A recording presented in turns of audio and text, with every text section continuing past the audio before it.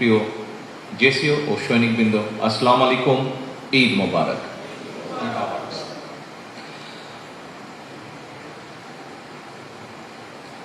এখানে কিছু কথা লেখা আছে, তবে এই লেখা কথাগুলো আমি একটু আমার ভাষায় আপনাদের সামনে তুলে ধরতে চাইছি। আমি আসছিলাম, যখন আসার সময় আমার কাছে হঠাৎ করে মনে হলো, যখন আমি যে স্টাফ রোডই তো আমরা যেখানে যেতাম, স্টাফ রোড থেকে ডান দিকে টার্ন নিলাম, সিএমএইচ এর কাছাকাছি যখন আসলাম, তখন আমার কাছে মনে হলো আমি প্রায় 45-46 বছর পেছনে চলে গিয়েছি। আমার সাথে গাড়িতে যারা ছিল, আমি ওদেরকে গল্পটা বলছিলাম যে, যেমন সিএমএইচটা তখন এটা আমি কথা বলছি আপনাদেরকে 75-76 সালের দিকের কথা, 77 সালের দিকের কথা। সিএমএইচ এর গেটটা অনেক বড়, এখন এন্ট্রিটা অনেক বড়, তখন এত বড় ছিল না, বেশ ছিমছাম ছিল।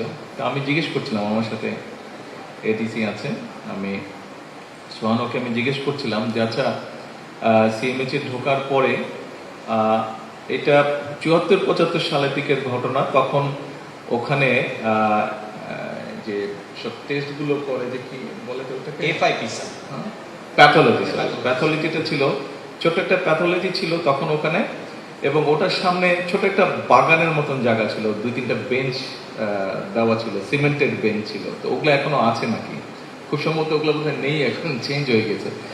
তারপর আমি বললাম যে, একদম সোজা গেলে হাতের বাম দিকে ছিল ফ্যামিলি ওয়ার্ড, আর ডান দিকে তখন স্টাফ সার্জন বসতো, টিনের ঘর ছিল, স্টাফ সার্জন বসতো। তো আমার জ্বর হলে আমি তখন নিজেই গাড়িটা রাখতাম, গাড়ি আসলে আমি নিজে একাকে চলে যেতাম স্টাফ সার্জন দিকে। খুব সময় স্টাফ সার্জন হিসেবে ছিলেন মেজর আনোয়ার নামে এক ভদ্রলোক ছিলেন স্টাফ সার্জন। তো তারপরে প্রায় প্রতিদিন বিকালবেলায় আমরা কয়েক বন্ধু ছিলাম, আমাদের বাসাতে ছিল শহীদ মনির রোডে, ওখান থেকে সাইকেল নিয়ে বেরোতাম আমরা, 7-8টা সাইকেল চালাতে চালাতে আমরা এখানে আসতাম। সিগন্যালস যে মসজিদটা আছে, দেখলাম মসজিদটা এখন অনেক সুন্দর হয়ে গেছে, বাট মসজিদটা তখন একদম সাদা পেইন্ট করা না, তখন চুন ছিল, এমএস এর একটা ফেমাস সাদা চুন ছিল, সেটাই সব জায়গায় লাগাতো। এখন করে কিনা আমি বলতে পারবো না। তো মূল বিষয়টা হচ্ছে যে, এই এলাকাটা বহু পুরনো, আমরা যেখানে বসে আছি তখন এখানে শিয়াল, বাঁদর এগুলা ছিল, জঙ্গলের মতন ছিল এই জায়গা, কিছু ছিল না এগুলা। আপনারা অনেক সুন্দর একটা জায়গা দেখছেন এখন, এগুলা জায়গা তখন কিছুই ছিল না, রাস্তাটা অনেক সরু ছিল, রাস্তাটা এত বড়ও ছিল না। তো মূল বিষয়টা হচ্ছে, আমার কাছে মনে হচ্ছে আমি এমন একটা জায়গায় এসেছি, যেই জায়গার সাথে আমার জীবনের বিরাট একটা অংশ জড়িয়ে আছে। আমার ভালো মন্দ, কষ্ট, ব্যথা, সুখ, দুঃখের একটা বিশাল একটা স্মৃতি এই পুরো জায়গাটার সাথে জড়িয়ে আছে।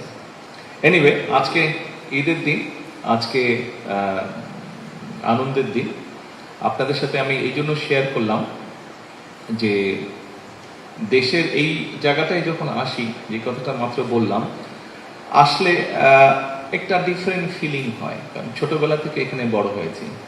যখন থেকে সৈনিকদের ব্যারাকগুলা ছিল, ব্যারাকগুলার মধ্যে ঘুরতাম, কথা বলতাম সৈনিকদের সাথে, তো একটা ডিফারেন্ট এক ধরনের অনুভূতি থাকে, একটা মনে হয় যে অনেক নিজের জায়গা, পুরনো জায়গা। সেজন্যই আপনাদের সাথে কথাগুলো শেয়ার করলাম আজকের দিনে। সৈনিকবৃন্দ এবং অফিসার্সবৃন্দ,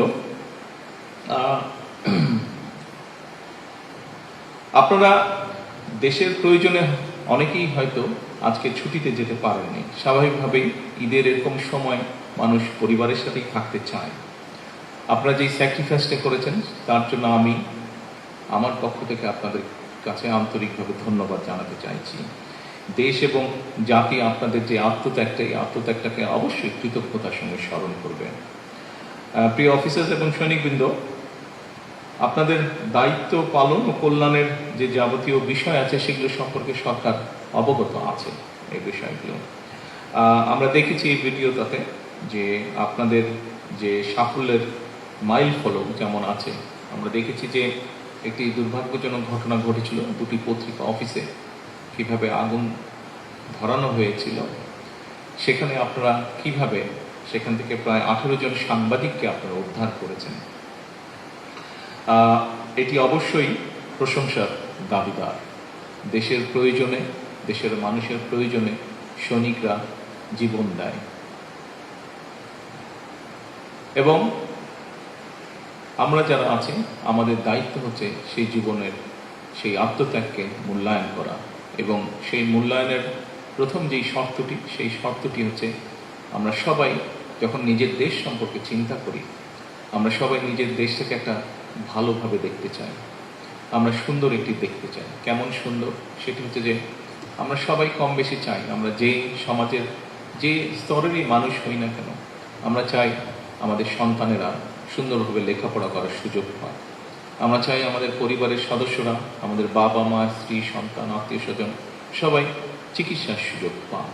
আমরা চাই আমাদের পরিবার পরিজন, আপনারা যেহেতু চাকরি করছেন, দেশের প্রয়োজনে আপনাদেরকে পরিবার থেকে দূরে থাকতে হচ্ছে, সে কারণে নিশ্চয়ই আপনারা যে কোনো সাধারণ মানুষের মতন চাইবেন যে পরিবার যখন কোথাও বের হচ্ছে সে যাতে নিরাপদ থাকে, সে যেই হোক পরিবারের যে কোনো সদস্য।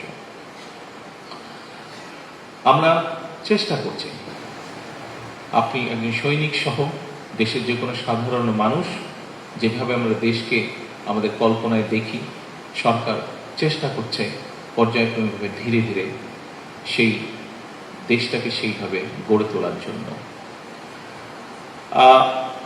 আমি বাংলাদেশে বহু বছর থাকতে পারিনি। কেন থাকতে পারিনি আমি সে বিষয়ে যাচ্ছি না, এবং সেই সময় ভালো মন্দ কি হয়েছে দেশে কম বেশি আপনাদের ধারণা আছে।